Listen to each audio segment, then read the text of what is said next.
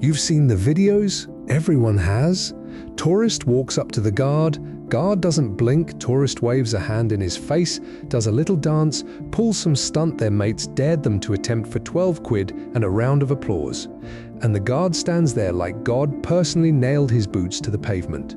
You think trained robot, empty inside, not quite human. You think you've figured out what he's, and you haven't.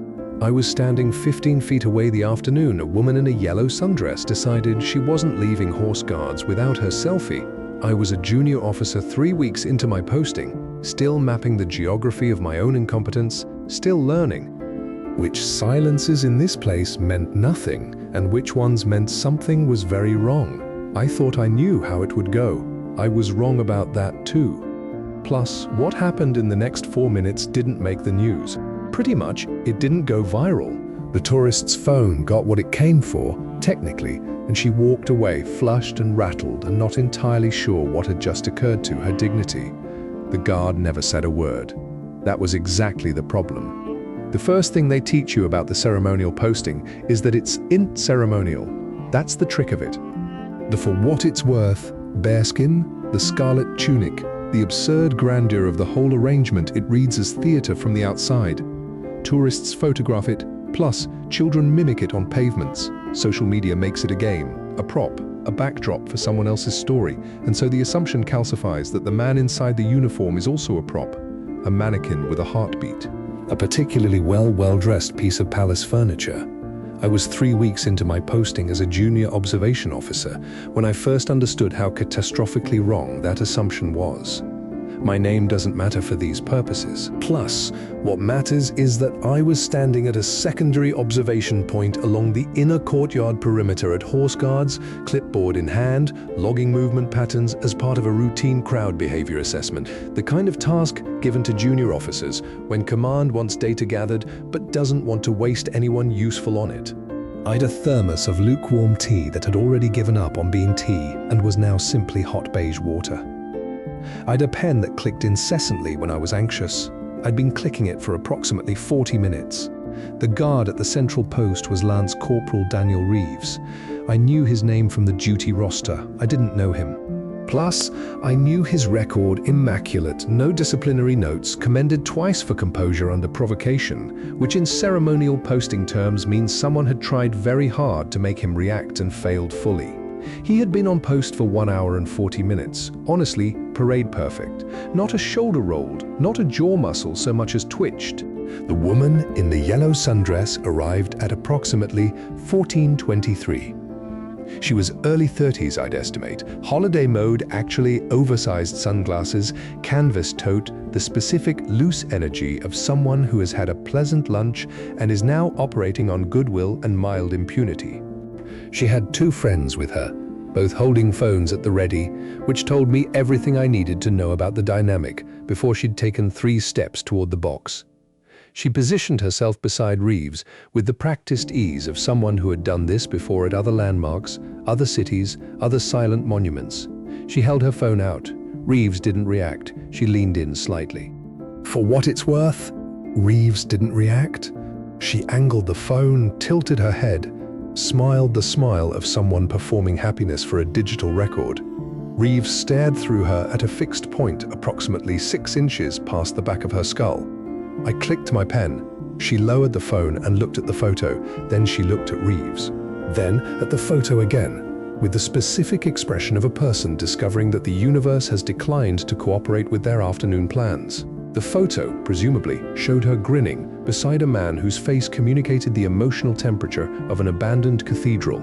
She tried again. This time she shifted her body, pressing closer to his left side, turning her face toward him at an angle that a certain genre of photograph requires. The friends were calling suggestions from 6 feet back. Go closer. Tap him. Oh, go on. Just nudge him a bit. That word, nudge, landed in my chest like a small, cold coin. Because there are things a person watching these postings learns to read. Not just the obvious tells, the crowd surging wrong, the vehicle stopping at an odd angle, the gaze that lingers past, the natural tourism window. Those are the large print warnings. What I was learning in those early weeks to read were the smaller things. The TBH way Reeves had shifted his weight approximately 4 seconds before the woman said nudge, barely perceptible. Plus, half a centimeter of redistribution. He had heard the word, he had processed the word, he had adjusted accordingly. The woman reached out and tapped his arm. What happened next, to be fair, took 2 seconds, and I've since logged it in my notes as one of the more precise pieces of human choreography I've witnessed on a parade ground. Reeves moved, and not flinched, not startled. Moved a single, measured, authoritative step to his left that repositioned him 3 feet away from her hand, with the unhurried geometry of a chess piece sliding to a new square. He didn't look at her. He didn't break his forward stare. His expression was identical to what it had been 40 minutes ago and what it would presumably remain until his relief arrived. He simply was no longer where her hand expected him to be. The woman stumbled slightly, not badly, but enough to fluster. Her sunglasses slipped. One of the friends made an involuntary noise somewhere between a laugh and a wince. She straightened, pushed the glasses back up, which the 2 friends had gone quiet in the particular way that people go quiet when an audience has shifted from supportive to complicit. I wrote nothing on my clipboard. I was watching Reeves. There's a face that soldiers make. I've seen it on ranges, in briefing rooms, in the corridors after long operational rotations. That's not quite blank. Blankness is passive. What Reeves had was something engineered. A face that had been built from the outside in brick by deliberate brick until there was no gap left for anything the world wanted to put there. He hadn't shut her out. He had simply declined architecturally to leave a door. The woman said, to be fair, something to her friends. Low, half-laughed, slightly defensive, which the social recalibration of a person deciding that what just happened had been actually fine, expected, even part of the experience. She took one more photo. In it, Reeves, I guess, stood 3 feet to her left, staring past her at nothing, the bare skin enormous above his face, the tunic immaculate, every brass button catching the afternoon light with indifferent precision. She walked away. I watched her go. Plus, then I looked back at Reeves. He hadn't moved an additional inch. He would stand here for another hour and 19 minutes, and in that time, 40 more people would approach him and be processed by that same architectural refusal, and not one of them would walk away having extracted a single thing he hadn't decided in advance to give. The pen clicked in my hand. I wrote, "Crowd interaction at 14:23. No incident, guard composure maintained," which was technically accurate and completely inadequate. The rotation, ended at 15:40, which Reeves came off post with the mechanical precision of a man who has done the same thing so many times that the body has absorbed it past the level of thought. Heels which turn, march, the transition from statuary to soldier, took approximately 12 steps. I fell in behind him at a distance I told myself was professional. I'd questions I hadn't written on my clipboard. The guard room at Horse Guards has a particular smell. Boot polish, old stone, the faint iron trace of ceremonial swords that haven't been drawn in genuine anger for longer than anyone currently serving can remember, and underneath all of that, the smell of men who have stood completely still for hours and are now in the aggressive process of becoming human again. Reeves had kind of his bearskin off before I got through the door. He was unbuttoning the tunic with the focused efficiency of a man diffusing something. I said, "Lance Corporal." He looked at me the way junior officers get looked at when they're still identifying themselves by rank rather than reputation. Patient, slightly braced. "The contact at 14:23, I said. "You know, the woman I was observing, sir, neutral. The word that soldiers use when they're waiting to find out whether a conversation is going to cost them something. Walk me through your read on it." He was quiet for a moment. The tunic came free and he folded it with the automatic reverence of someone who has had that particular discipline beaten into their habits so thoroughly it now lives in their hands rather than their head. "She wasn't a threat," he said. "No, but she was going to make contact." Yes, he set the tunic down, looked at me with the considered expression of someone who does not often get asked to explain themselves and is therefore temporarily uncertain about the etiquette of doing so. "When they say nudge," he said, "they mean it like a joke. Light, honestly, permission from their friends. But once one hand lands," he paused, to be fair, not searching for words, well, ordering them. "Once one hand lands, the calculus changes for them and for me." She'd have, I guess, a photo with her hand on a guard's arm, and she'd share it, and it looked like consent. Like I'm a prop that's been successfully activated, and then the next one wants the same, and the one after that wants more. I thought about the weight redistribution I'd noted 4 seconds before she'd reached out. "You anticipated it," I said. "I anticipate everything." He said it without pride. The way you'd say "I breathe" or "I blink." A simple operational fact about how he was built. I wrote nothing, and my pen was in my pocket. The thing pretty much about observation postings, the thing I was only beginning to understand in those weeks, is that they exist on a border. TBH, not a physical border. A social one. The guard stands at the exact point where civilian life and something older, stricter, and less comfortable make uneasy contact. And the civilians, freed from the ordinary social contracts by the holiday atmosphere, by the logic of he's a famous thing and famous things are for looking at, frequently test exactly how soft that border is. Most of the time it's trivial, which Reeves had the look of someone who knew at a cellular level that most of the time was not a guarantee. "How long have you been at this posting?" I asked. 14 months. And before that, he looked at the folded tunic for a moment. 2 seconds a beat I almost missed. "Afghanistan," he said. "Which 2 tours?" He said it the way you say a place name on a map, without inflection, without the weight the word carries for people who have never been there.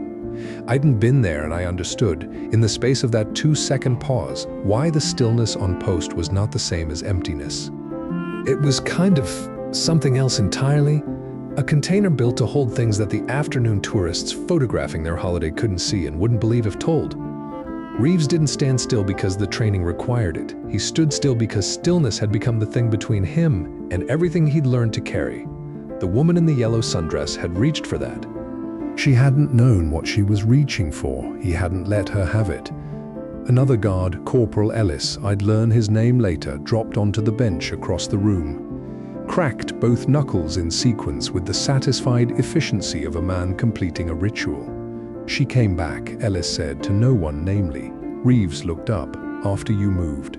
She stood there another 2 minutes, and then came back and stood right where she'd been before, like if she waited long enough, you'd have shifted back." Reeves said nothing. "Did you know she was still there?" I asked him. He looked at me. There are looks that contain sentences. His contained approximately 3 paragraphs, none of which he delivered. "Peripheral vision, sir," he said finally. "It's pretty much functional." Ellis laughed, a short, sharp thing like a nail being driven. The TBH sound of a man laughing at something that's funny in the specific way that things are funny when they're also true. I, to be fair, clicked my pen twice before I caught myself doing it. The thing that I kept returning to, walking back across the courtyard afterward, was the photograph the woman had taken before she left.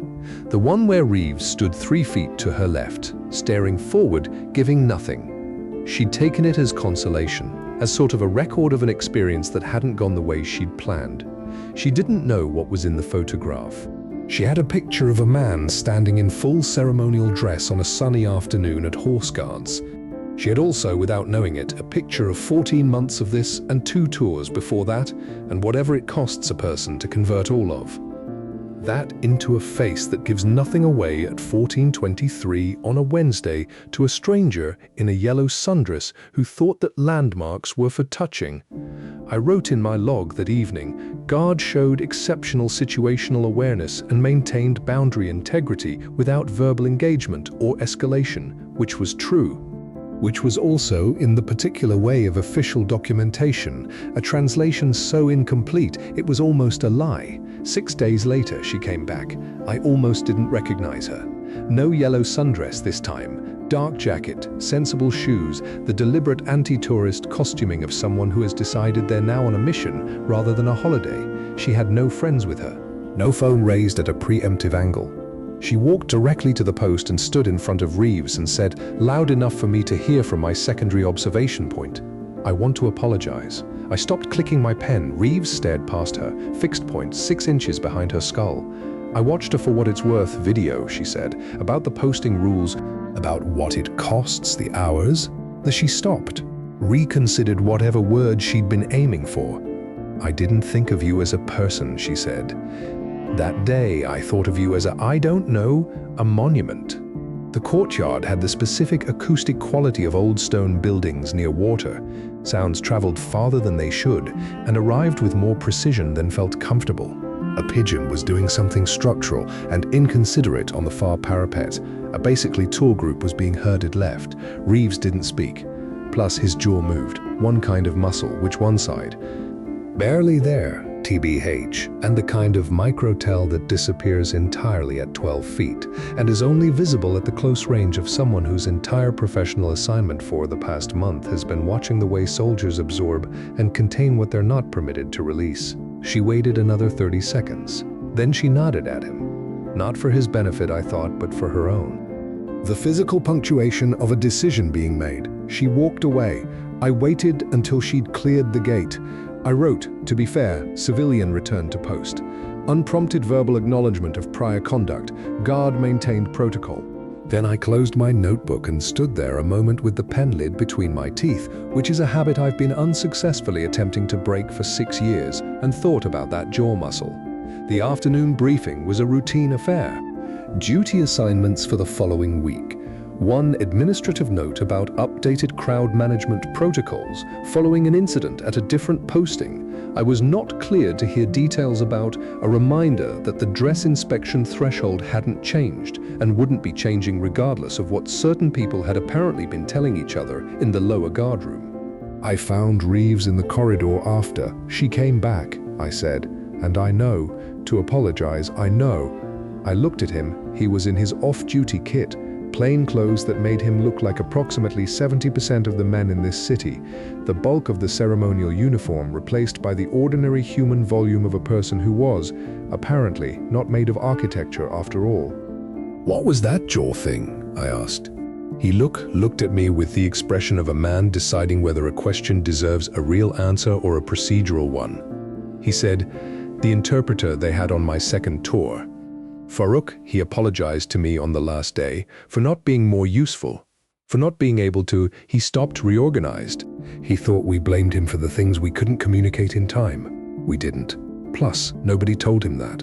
I said nothing. "She reminded me of him," Reeves said. And not the apology, the way she was afraid we'd already decided something about her and nothing she did would change it. He looked at the wall.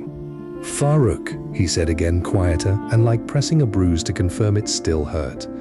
I should have written something down. I'd the notebook in my hand.